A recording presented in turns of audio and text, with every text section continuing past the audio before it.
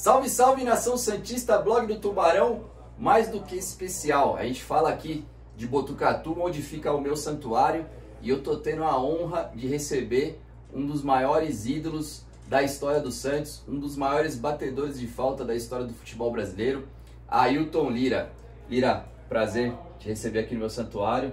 Eu nunca esperava, ali nos meus maiores sonhos, que pudesse ter essa honra de te receber aqui.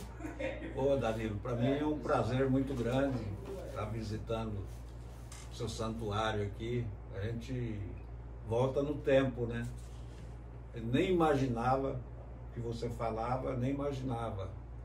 A gente acha que tem muitos torcedores do Santos, mas eu acho que poucos conseguem juntar tanta coisa igual você tem do Santos aqui. Eu acho que você vai ter que fazer abrir para visitação para que os santistas venham ver isso daqui. Muito legal, muito bonito, tá de parabéns. E para mim é uma honra, né, ter jogado no Santos e visitar um lugar com tanta recordação do Santos. Tá de parabéns mesmo, para mim está sendo um grande prazer. Obrigado, Lira. Eu sempre falo para todo mundo, né? Eu nasci em 81, infelizmente eu não vi o Lira jogando, mas como os meus tios fundaram uma torcida que era muito atuante naquela época, que era Tubarões Santista, por isso que chama blog do Tubarão, então eu cresci ouvindo as histórias, né, do time de 78, especialmente suas, né? Então a gente acaba, mesmo não tendo visto você jogar, hoje a gente tem acesso a alguma coisa pelo YouTube, mas a gente sabe o quanto que você foi importante, né? E a gente ouve muitas histórias mesmo de jogos, né? Daqueles jogos contra a Ponte, dos jogos contra o São Paulo, né? Então isso é muito real pra mim, assim. Então eu espero que a molecada que é mais jovem não deixa essa história morrer e possa sempre idolatrar ídolos como você. Eu queria começar perguntando pra você, né? Você chegou ali no Santos em 1976, né? Foi um período assim que o Santos vivia um luto, né? Viveu um luto, né? Pela saída do Rei em 74. E eu queria saber assim, se você logo que você... Eu até consultando aqui o histórico, né, dos jogos, né? A gente tem esse almanac aqui que é o pessoal da Sofis Muito legal. Que é muito bacana, que tem todos os jogos da história do Santos, né? E eu pude ver que você estreou, me corrija se eu estiver errado aqui, né? Foi em 76, num amistoso contra o 15 de Jaú, foi isso mesmo? Foi. Aqui em Jaú, que próximo, né? Em Jaú. Um jogo que foi 2-1 pro Santos, o técnico era o Zé Duarte. Eu queria saber se desse jogo você tem alguma lembrança da sua estreia, como foi, né, para você jogar num time como o Santos, né? E também como foi essa chegada, né, depois da saída do Rei. Bom, Danilo, assim, a minha carreira, eu comecei com o seu Zé Duarte no infantil da Ponte Preta, que o seu Zé era o treinador do infantil da Ponte Preta. E depois ele foi galgando, né, subindo e chegou a ser treinador do profissional. E quando ele foi contratado para o Santos estava naquele ciclo de mudança. O Pelé tinha parado, estava aquela incerteza de como que seria o time, e estava meio por baixo. Realmente o Santos estava num momento, não estava bom. E o seu Zé veio para tentar reformular com jogadores que ele conhecia, não muitos com poder, com valor mais baixo, né, sem ser a nível de exagerado de valor financeiro. Santos e dinheiro nunca combinam, né? Aí o que aconteceu? O seu Zé levou jogadores que ele conhecia do interior, que já tinham jogado, feito boas campanhas no interior, e levou para o Santos para montar o time do brasileiro de 76. Foi eu, o Neto da Caldense, o Tata do Juventus, o capitão... Tata, que é auxiliar do Luizinho. Isso. O capitão e o Almeida do 15 de Piracicaba. Então ele fez um apanhado dos jogadores que ele conhecia e levou para o Santos. Tanto que nós fizemos até um brasileiro muito bom do 76, por desconhecido, um time que ninguém conhecia, e fez uma campanha até razoável acima do que esperavam. E a minha chegada no Santos, aí jogar a estreia contra o 15 de Jaú, foi uma emoção muito grande para mim, porque eu tinha começado na Ponte, jogado na Caldense e estava jogando no Santos, time mundialmente famoso, né? O time do Rei Pelé, e eu usando a camisa 10 ainda. Nesse jogo você já jogou com a 10? Já, o seu Zé já colocou, quando eu cheguei, o seu Zé colocou a 10, eu já comecei a usar a camisa 10. E a emoção muito grande, e era preparando para o Campeonato Brasileiro, né? A gente não sabia o que ia acontecer com esse time, e ali já estava formulando um esqueleto do que o seu Zé pretendia. Então foi emocionante por eu estar começando uma fase no Santos, desconhecido, vindo da Caldense, com muita desconfiança, mas seu Zé acreditou no meu futebol e me deu essa oportunidade. E foi, poxa, para mim foi uma honra muito grande jogar no Santos, e ainda mais usando a camisa 10 do Pelé. Aí eu estava também vendo nos arquivos aqui da Sofis, a estreia do brasileiro foi 15 dias depois desse amistoso, né? E depois, na segunda rodada, você já fez o primeiro gol, pelo que eu vi aqui, que foi contra o Figueirense. É isso mesmo? Figueirense lá em Floripa. Você lembra alguma coisa desse gol ou não? Porque hoje, infelizmente, a gente não tem hoje os jogadores fazem um drible no treino, tá no Instagram de todo mundo, mas naquela época a gente não tem nem acesso aos gols. Eu lembro porque tava ventando muito em Florianópolis e saiu uma foto, tava longe, cara, não foi de perto não. E os caras tudo falando, chuta no gol, chuta no gol. Falei, pô, tá muito longe, cara. Mas aí eu bati, cara, pegou, não sei se o vento ajudou, o que foi, mas a bola entrou no ângulo e de muito longe, foi um gol. Que eu acho que essa aí eu nunca vi você contando, né? Não. E eu vi aqui que o Santos venceu o Figueirense lá em Florianópolis, na segunda rodada do Brasileirão, por 4-1. Com gols do Tata, né, que você acabou de mencionar, 2 do Edu. Edu ainda estava no Santos, né, no finalzinho eu joguei com o Edu ali, putz, também outra pessoa maravilhosa. E o gol seu, né, muito bacana. Você falou das faltas, né, não tem como mencionar isso. Eu queria que você, talvez, não sei se há uma explicação para isso, mas por que hoje a gente não tem tantos jogadores fazendo gols de faltas, né? E também não tem tantos meias de criação, né? Na tua época, né, um pouco depois já chegou o Pita para jogar com você, né? A gente tinha 2, né? Praticamente no mesmo time, né? E hoje a gente não tem nenhum. Eu vejo assim, do meia, eu tô no meio do futebol com escolinha, não é um nível de competição. Mas a gente vê garoto com a característica mais ou menos do meu futebol, que hoje tem que ser mais rápido, né? Mas a gente vê a característica, uma habilidade, um raciocínio rápido, uma batida na bola muito boa.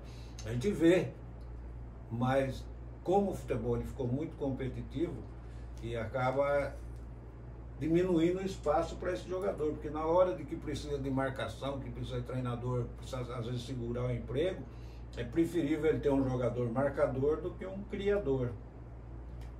E faz falta, a gente vê tanta falta faz, que o Lucas Lima, né, tão criticado, tão não sei o quê, ele já deu uma cara diferente pro time do Santos. A bola chega nele, pô, o torcedor é apaixonado por aquilo, um bom domínio, uma boa visão de jogo, uma enfiada de bola com qualidade. Os atacantes agradecem, porque ele vai receber bola açucarada, bola com qualidade. Mas, infelizmente, para o torcedor hoje, tem mais utilidade, às vezes, um jogador marcador que não deixa o outro jogar do que o que joga. Sabe? Eu sempre falo, o jogador técnico inteligente, ele vai ser sempre superior ao marcador. Só que tem que deixar ele jogar. Não adianta querer que ele marque, se ele for fazer uma coisa, ele não vai fazer outra. Tem que deixar ele criar, tem que ter o marcador? Tem.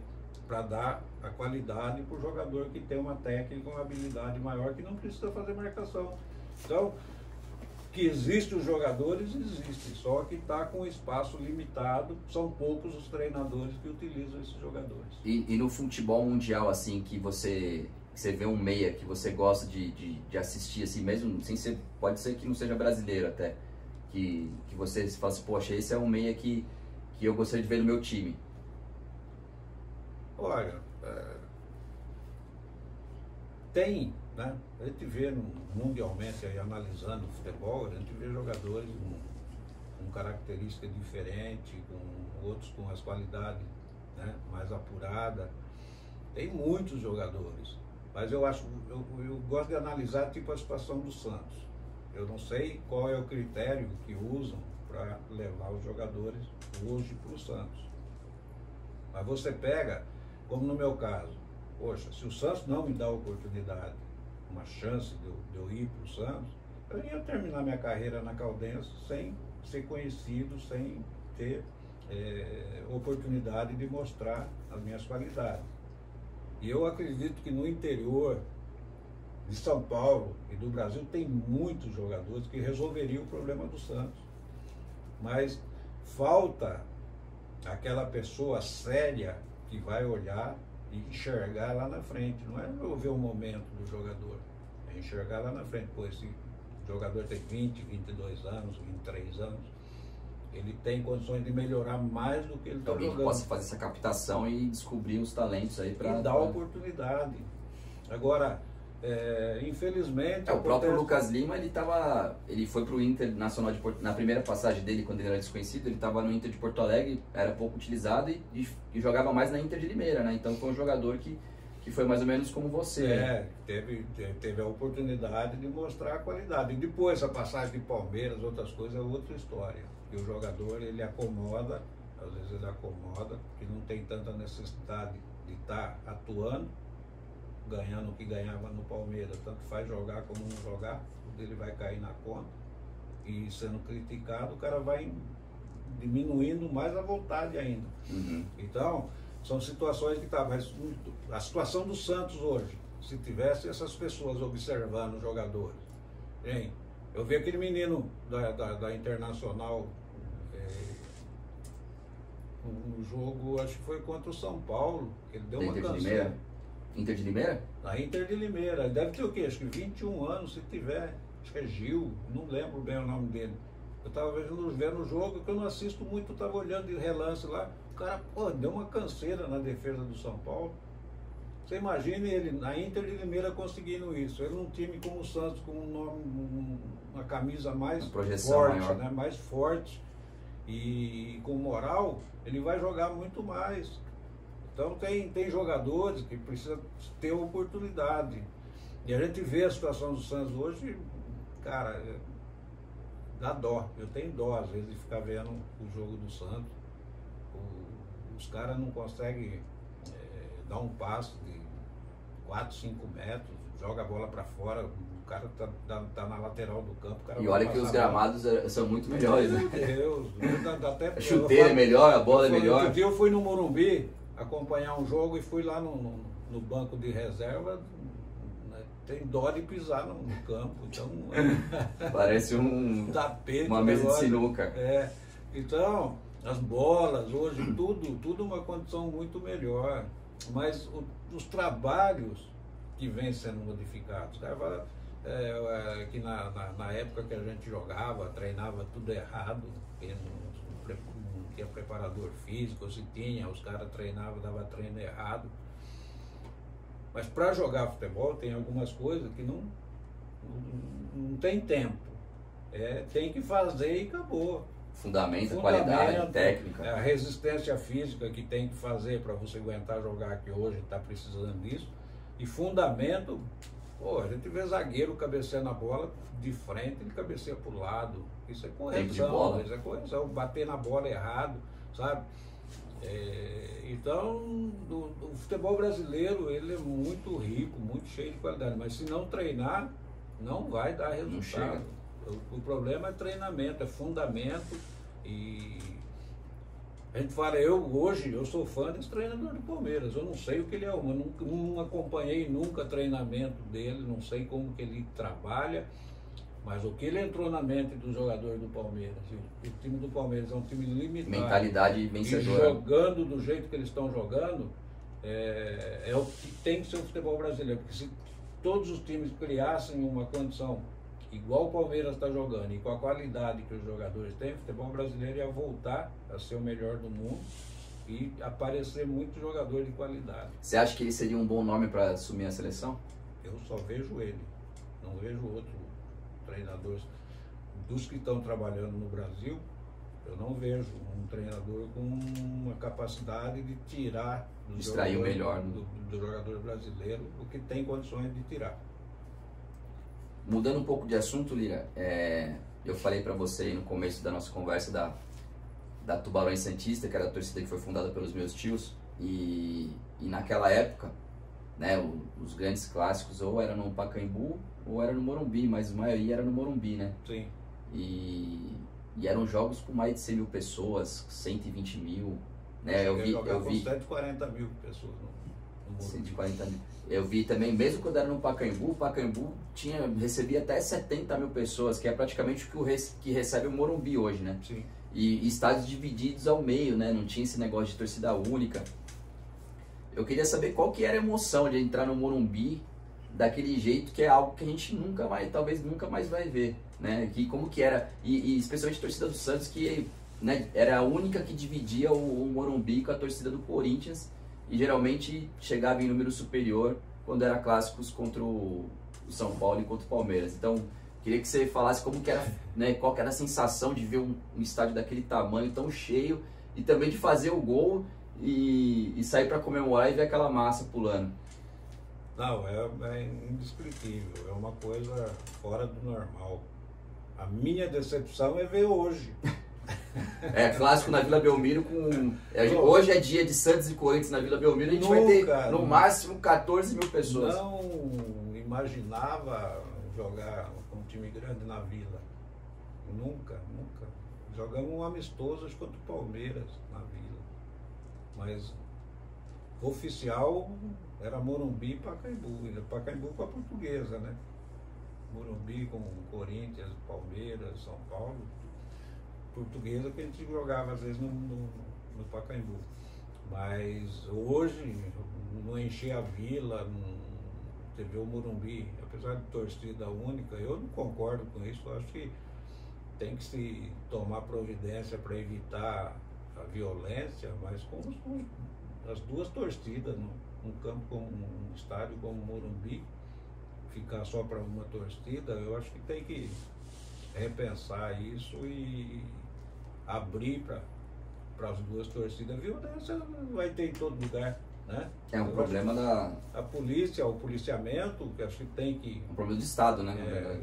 Tentar resolver essa situação para tentar evitar. Porque você vê, torcida única deu aquele problema do Corinthians jogar em São Bernardo e o Palmeiras jogar no São Paulo e acontecer aquilo que aconteceu.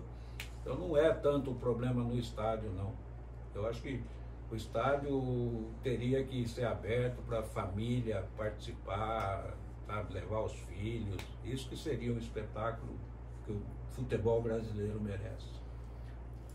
Por último aí, Lira, pra gente não ficar te alongando muito aí, a gente partir pro que interessa aí, que é o joguinho pro pessoal. Eu queria saber assim né, esse ano a gente teve a perda do Pelé, né, a gente estava até comentando aqui em off algumas coisas sobre o Rei, né? A primeira coisa que eu queria saber qual foi a primeira vez que você teve contato com o Rei e como é que foi, assim, se você tem quais são as principais lembranças que você teve desse contato com ele, e depois eu vou te questionar sobre o jogo lá de despedida também. Então, Pelé, quando eu cheguei no Santos, ele estava no Cosmo, né, nos Estados Unidos, e ele vinha para o Brasil e ia treinar junto com a gente. Para nós era uma emoção diferente, né? Pelé treinando, ele não treinava coletivo, ele só fazia o físico. Físico e 2 toques ele entrava. No coletivo ele não participava. Porque tinha risco de ter uma contusão. Treinava 2 toques porque ele podia evitar o choque, evitar as coisas. E no coletivo, às vezes, ele poderia ter uma entrada mais violenta, alguma coisa. Mas ele, cara, pelo que ele foi, né, no futebol mundial, e a maneira que ele tratava a gente ali na Vila, eu passei a ter uma admiração muito grande por ele. Porque na minha cabeça eu achava que ia ficar, né, ele não me toque, não. Ele tratava todo mundo igual, todo mundo muito bem. Eu sempre falo, às vezes alguém critica o Pelé, eu falo, a pessoa para criticar o Pelé não conheceu o Pelé, porque às vezes sabe que era difícil chegar até ele, mas quem conseguia chegar até ele via que ele era uma pessoa espetacular, uma educação, um tratamento com todo mundo muito bom.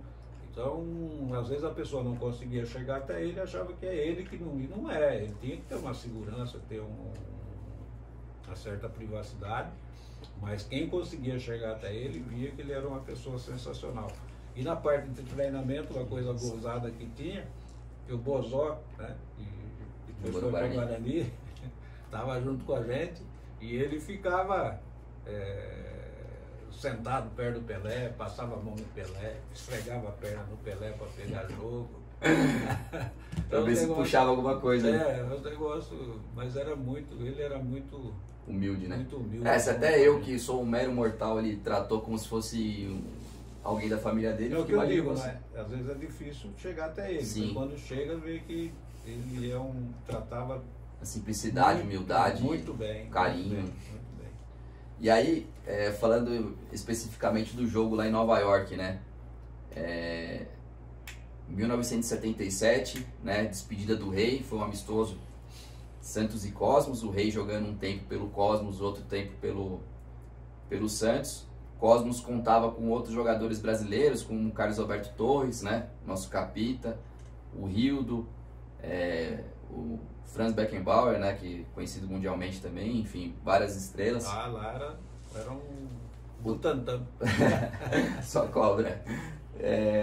O técnico do Santos na época era o Otto Glória, né? Otto Glória. E aí eu queria saber como é que foi pra você o Otto Glória. Você já sabia antes do jogo, porque eu fico imaginando, fosse a sua oportunidade de jogar ao lado dele. Foi tudo e preparado. Como é que... foi tudo preparado. Você já sabia antes que você não jogaria com ele? Que você que sairia? Sabia. Poxa, mas você era um dos craques do...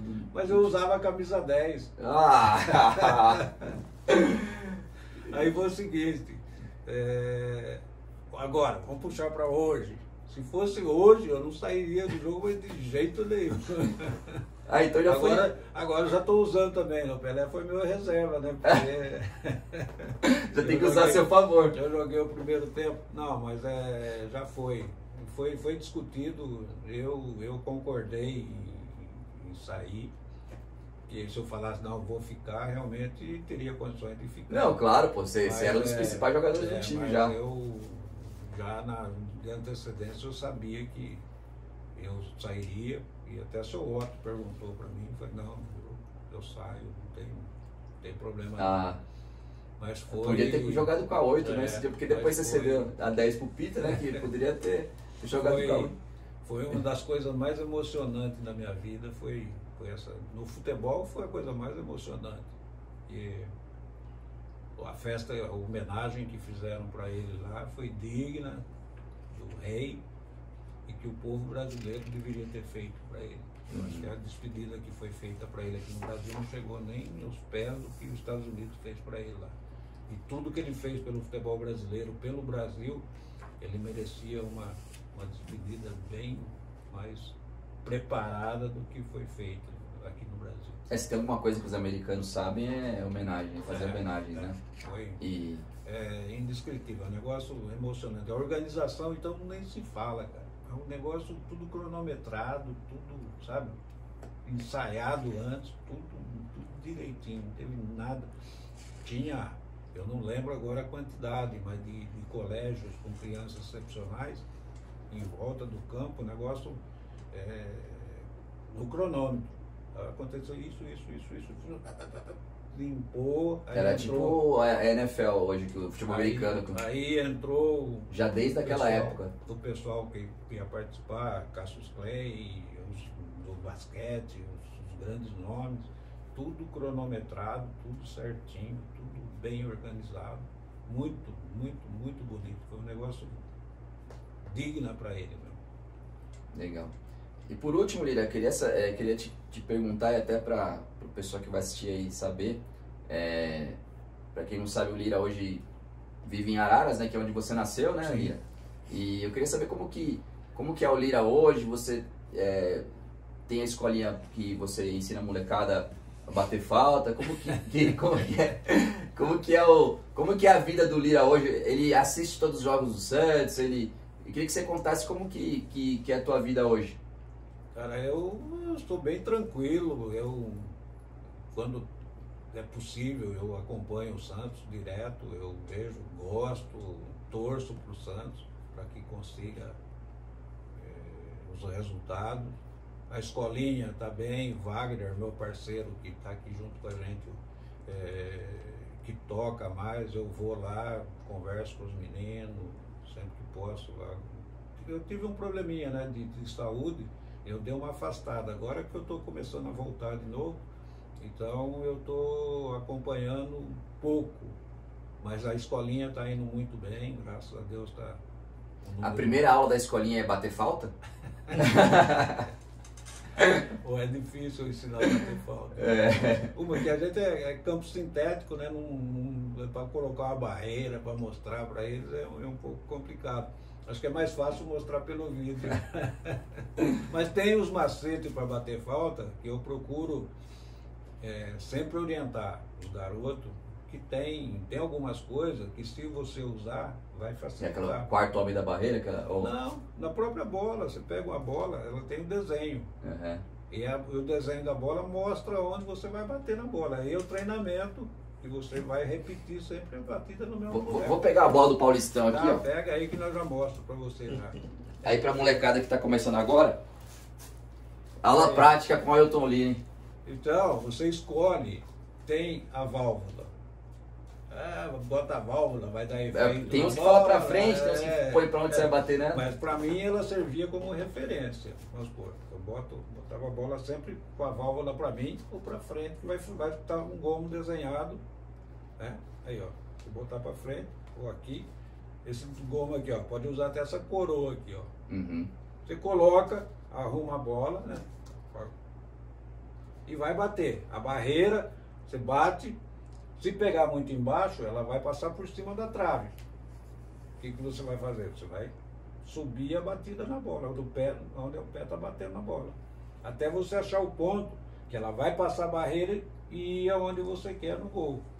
Aí você começa a repetir. Então a referência é sempre o bico da bola. Não precisa botar potência, é só para fazer o movimento. Porque uma coisa que eu reparei que mesmo gols que você fez de longe, né, aquele famoso contra-ponte, né, os dois contra-ponte que você fez, que são muito falados pela torcida até hoje, eram faltas até de longe que você batia colocado, né? Você não era uma batida potência, é uma potência. Se eu colocasse muita potência, ela podia ir por cima, porque eu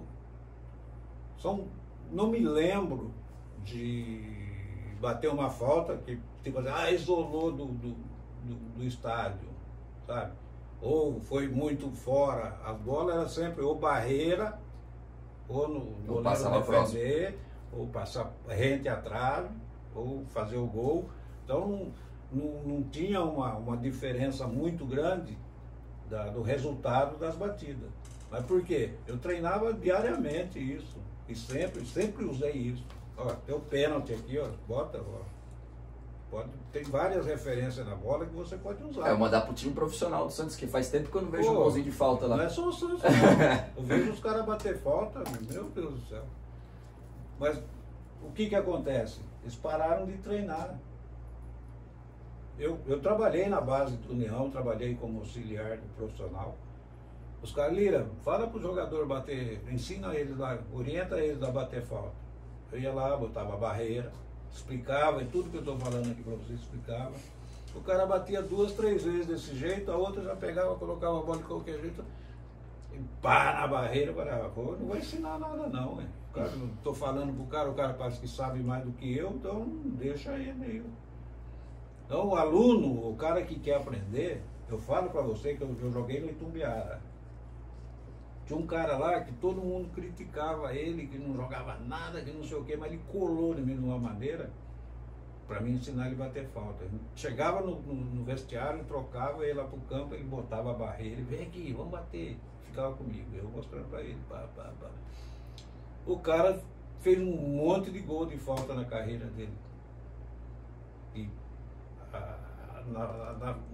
olhando os caras falando, não ia ver resultado. Pena, mas para, você não vai conseguir. E o cara conseguiu. Tem a parte do talento, mas também tem a perseverança e o treinamento, né? Porque é uma coisa que se você vai treinar, você vai melhorar.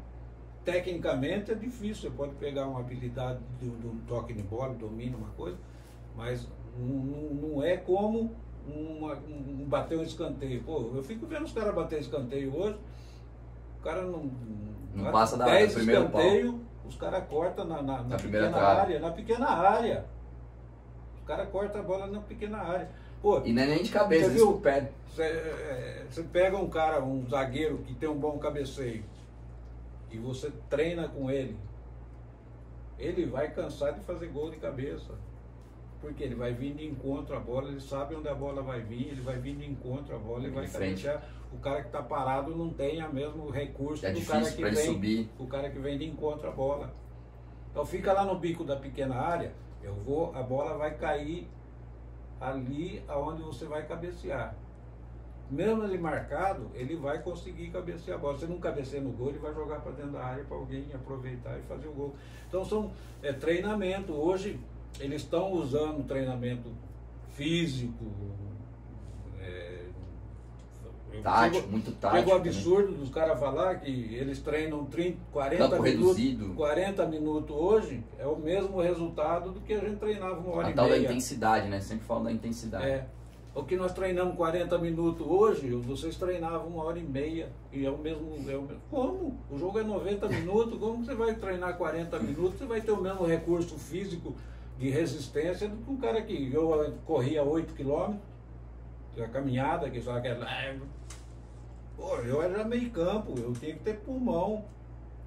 E então, voltar toda hora. Se eu vou trotando, eu vou correndo 8 km, pô, eu vou correr no jogo tranquilo. Então é uns absurdos que eles falam. Tem um outro absurdo que não sei se está acontecendo, mas na minha cabeça acontece. Hoje, os próprios roupeiros não deixam os caras ficar treinando, bater falta, que tem que ir embora, tem a tal da internet. O cara não aguenta ficar no vestiário esperando o cara. Porque eu sempre.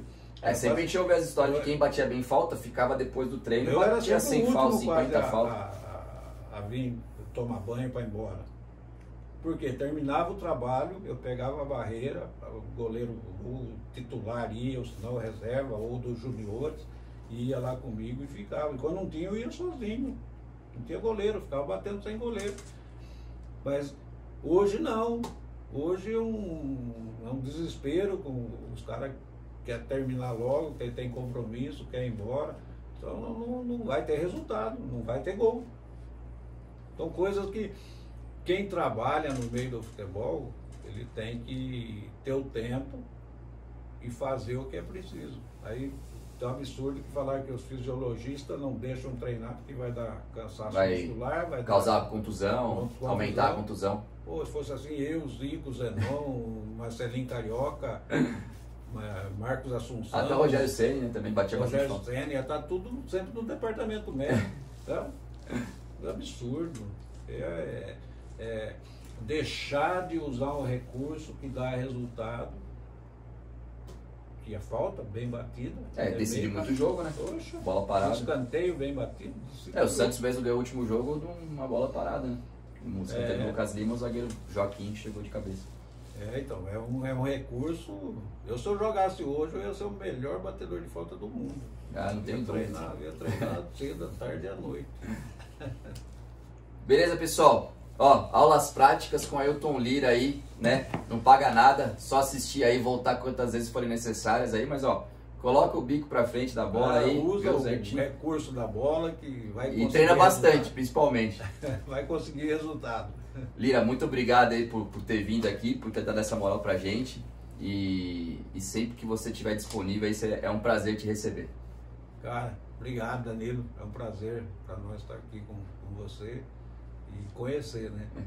Muito, muito, muito legal. Você tem uma quantidade de relíquias aqui que vale a pena o santista vir conhecer. Tá aberto aí, quem quiser, né, visitar aqui o Santuário do Tubarão. Fica meio longe de São Paulo, meio longe de Santos, mas, né, quem estiver passando aqui pela região de Botucatu, tá sempre convidado a conhecer aqui. Valeu? Grande abraço a todos aí. Pra cima dele, Santos. Vamos lá. Valeu, Lira. Abraço. Nossa bola.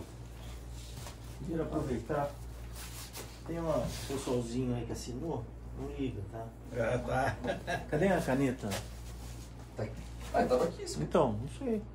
Ah, tá aqui. Pelé, Neymar, todo mundo. Nossa. Ó, se quiser aqui.